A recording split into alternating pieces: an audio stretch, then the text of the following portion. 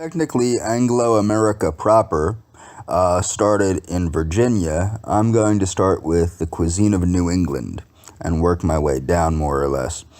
So, New England cuisine is an American cuisine which originated in the New England region of the United States and traces its roots to traditional English cuisine and Native American cuisine of the Abenaki, Narragansett, Neantic, Wabanaki, Wampanoag, and other native peoples. It also includes influences from Irish, French, Italian, and Portuguese cuisines, among others.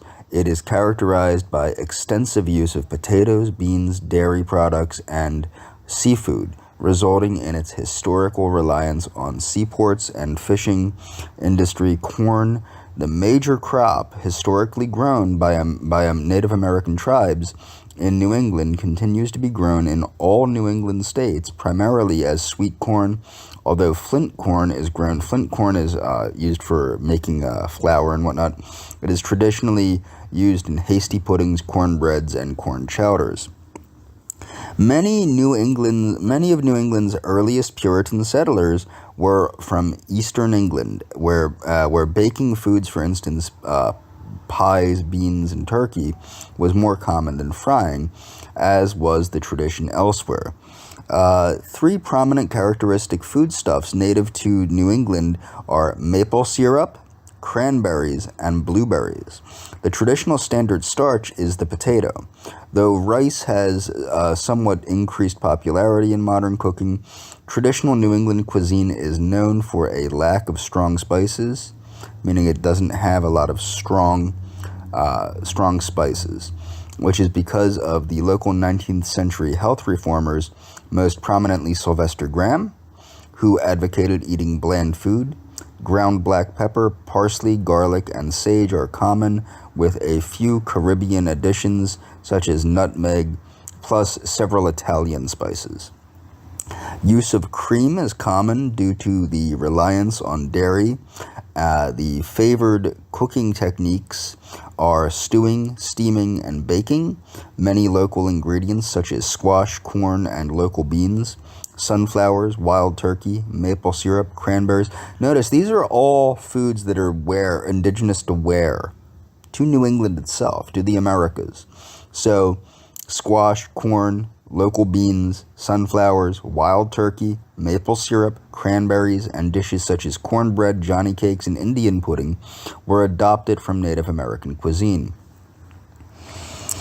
Traditional diet of the Wampanoag Indians included chestnuts, beech nuts, walnuts, beans, multicolored corn, also called flint corn, and a variety of squash and pumpkins. Not strictly vegetarian, the traditional diet of the Wapanaki people is plant-centric.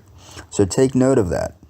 Not strictly vegetarian, the diet of the Wabanaki people is plant-centric or plant-centered and based on corn, beans, squash, sunflower seeds, sunchokes, and ground cherries. The Wapanaki tribal nations did make plant milk and infant formula from nuts. So people are talking about, all this, there's, plant milk is a new thing and blah, blah, blah. The Wapanaki tribal nations did make plant milk and infant formula from nuts. American colonies. In 1620, the newly arrived Pilgrims faced the prospect of surviving their first winter in Plymouth Colony. The climate was harsh and the growing season was shorter than they were accustomed to due to the long and frosty winters. The newly arrived colonists brought vital techniques of food preservation, like smoking, curing, and drying, that helped them survive the harsh New England winter.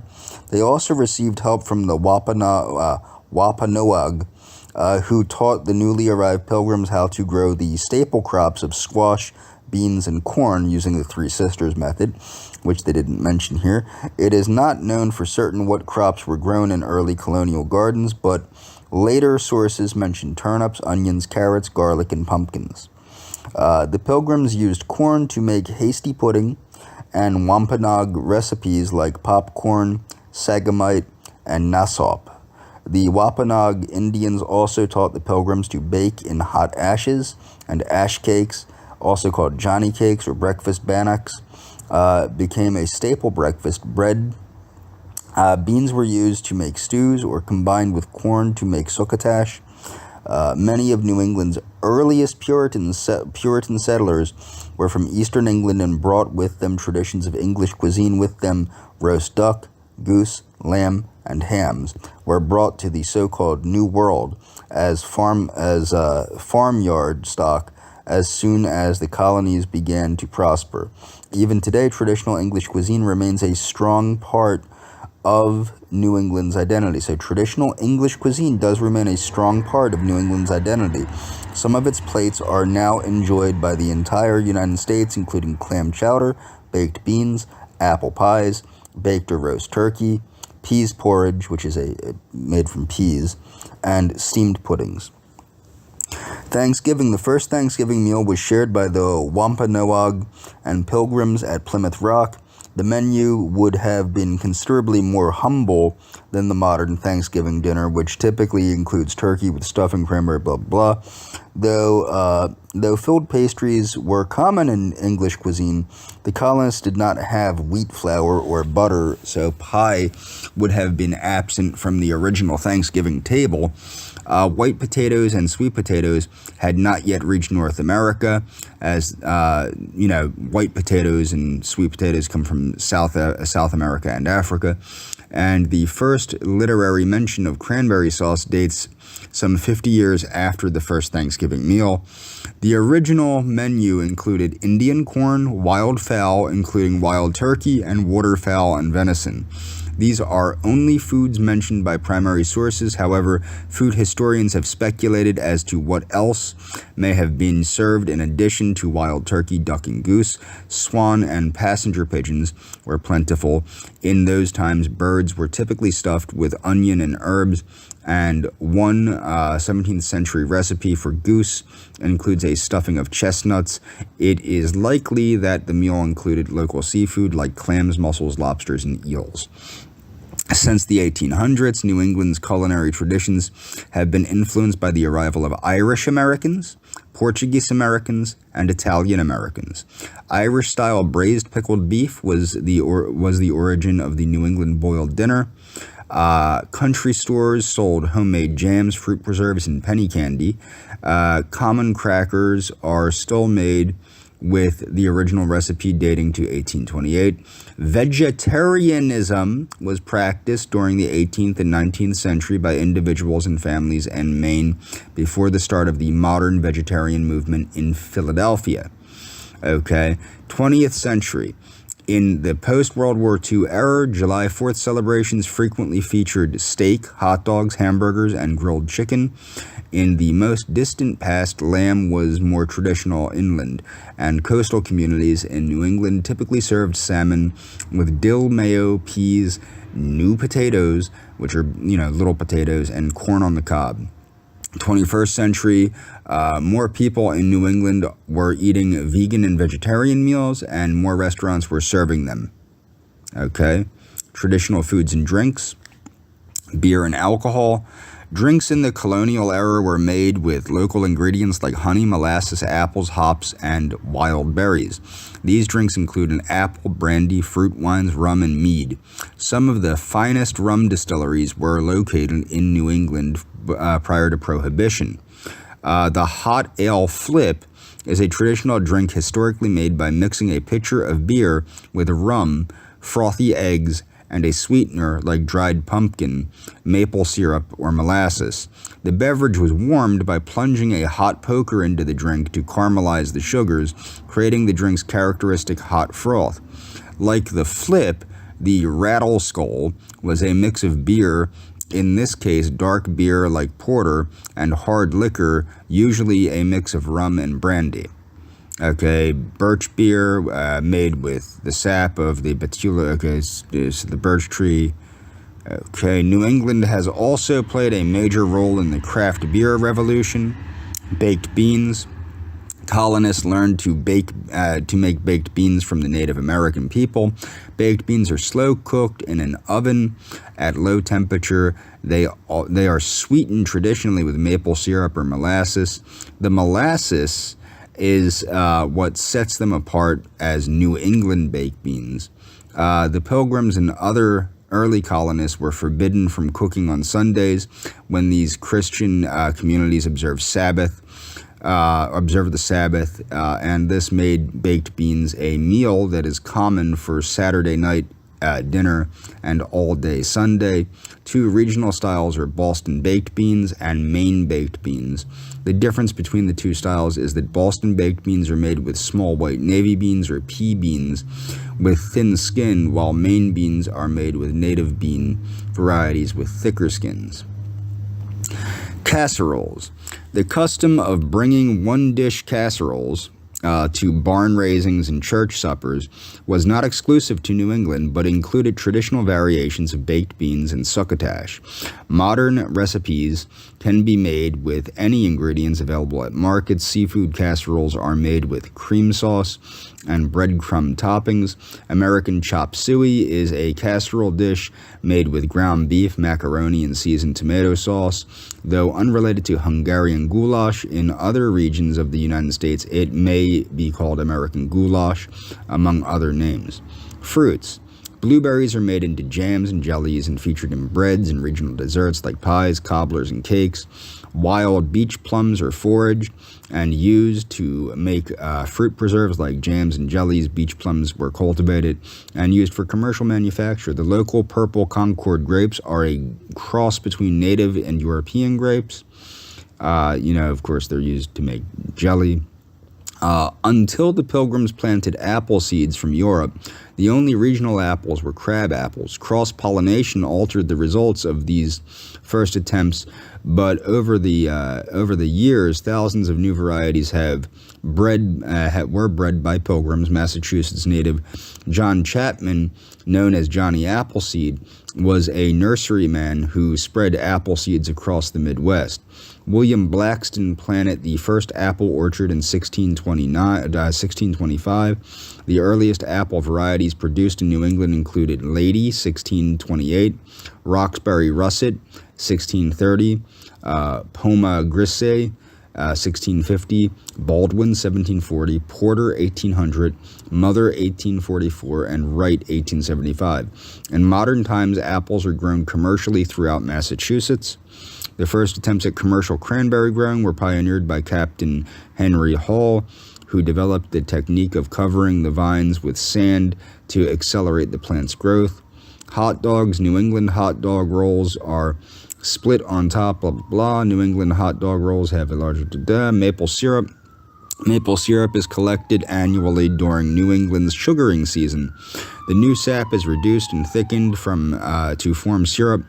An issue of Yankee Dating from 1939 gives some details on seasonal recipes, with recipes of maple butternut fudge, maple sauce, ice cream, sugar on snow, and regional specialty also called maple syrup taffy. Sandwiches. Sandwiches typical to New England's cuisine include the baked bean on Boston brown bread, the fluffernutter with fluff, marshmallow cream, and peanut butter, usually served on Wonder Bread, and the Maine Italian sandwich. Seafood.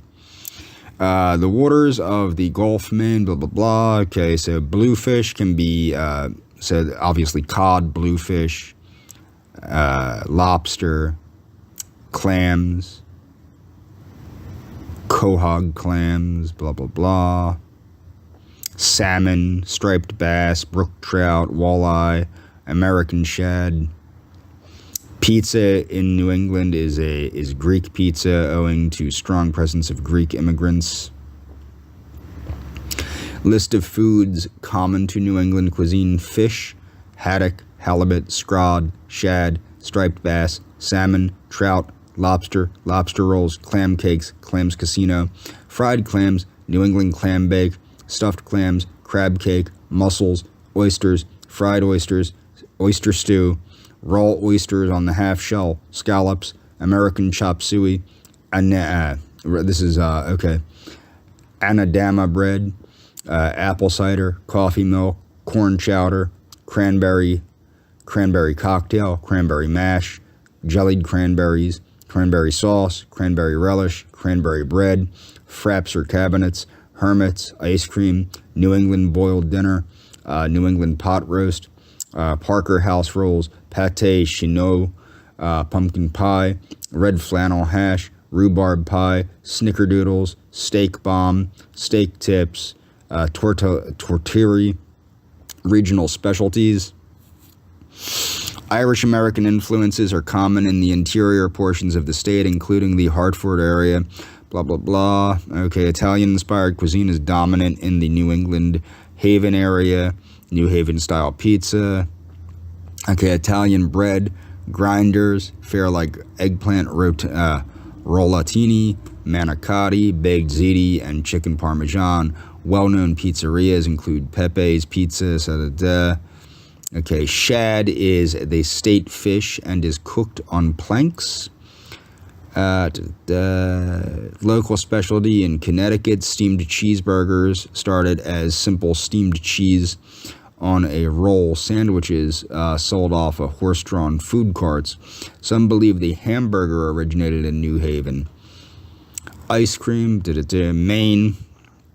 Okay, this is buckwheat pancakes.